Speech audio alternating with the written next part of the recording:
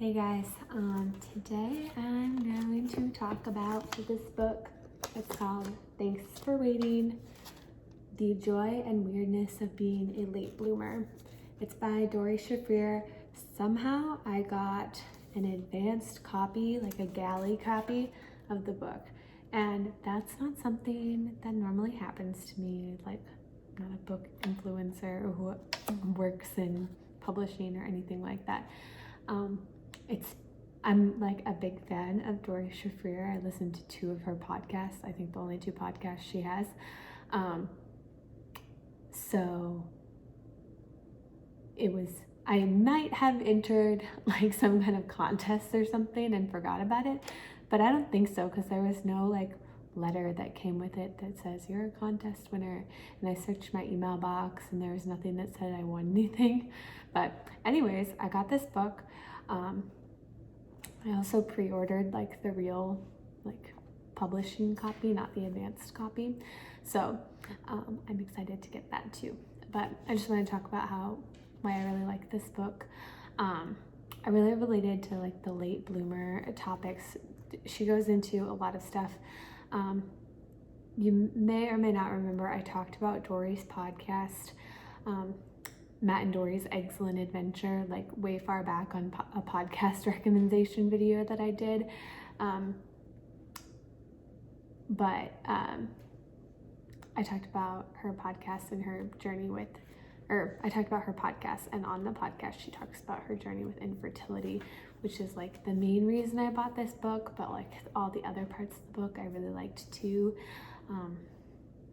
because I have been a late bloomer in a lot of ways, and I think it's kind of related to my premature ovarian failure, even though obviously premature ovarian failure is premature, but it meant that I started, like my puberty didn't start at a normal time because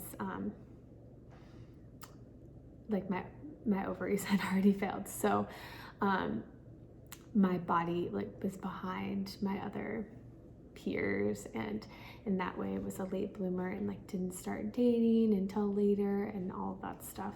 So I really related to that part, and just because of dating and because of an infertility, I just kind of feel like my life isn't going how in the timeline that I thought it might. So yeah, I'm gonna just say something to my dog real quick because he's bothering me. Hey, stop it. He's biting his own foot. Anyways, so I really relate to that, and I really like reading her thoughts on her infertility stuff. So I just want to read a couple of quotes that I really liked from the book. I'm going to link to buy this book below. It's still on pre-order right now. The top of the book says available June 29th, 2021.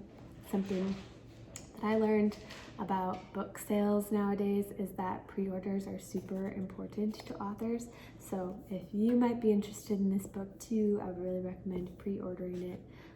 It's a really good read. Okay. So this part is just about IVF math and like what you're supposed to do with this information. So according to my doctor, there was a 70% chance that it would work. She's referring to an embryo transfer. Those were good odds, but like everything else when it comes to IVF, numbers can sometimes feel meaningless. What was I supposed to do with the knowledge, for example, that only 3% of women have a uterine septum? The odds were overwhelmingly against my having one, and yet I did. So even as I told myself that this time the odds were in my favor, I was also worried that once again they would not be. So yeah, this is how I feel like when you hear the math on 70% of transfers work, or 70, like if you reverse the math on miscarriage, 75% of pregnancies would not be miscarried.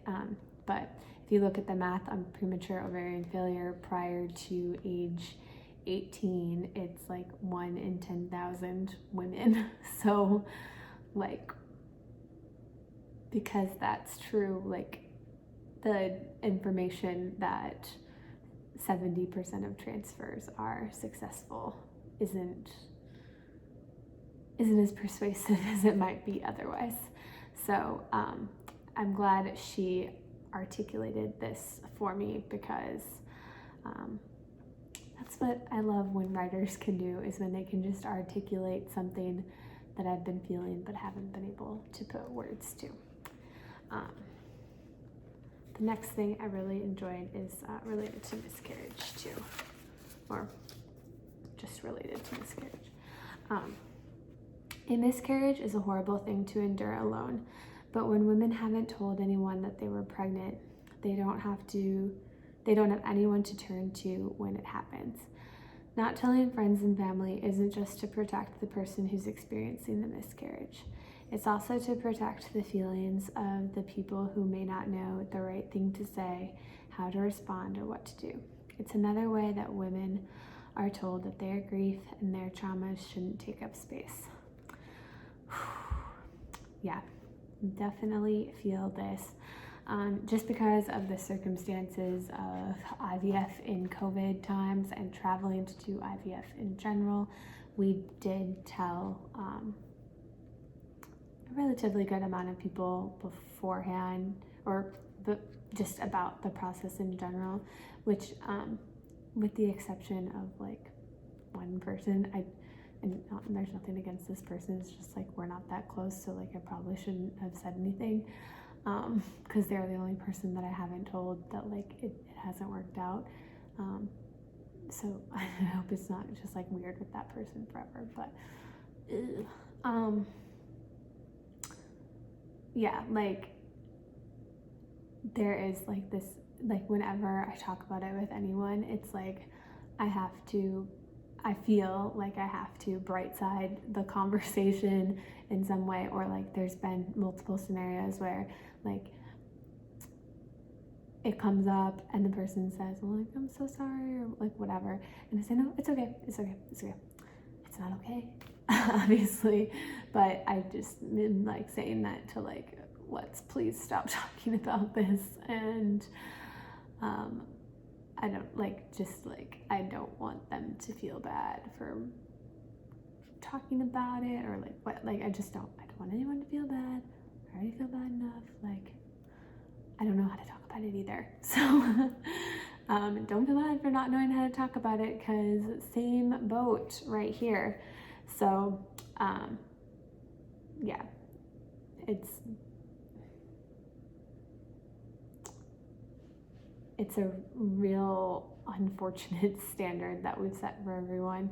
And something I've also noticed, like just on social media, there's this person, this is kind of a tangent but also related, there's this person from the Bachelor franchise, her name's Ashley Spivey, that I followed, and she had a stillbirth last year, and then this year she got pregnant again and decided to announce at around, I think she was 5 or 6 weeks along when she announced, and people said, no, I don't know, like she shouldn't say anything that early. It's like, well, why shouldn't she? Like, if that's what she wants to do, like she is pregnant.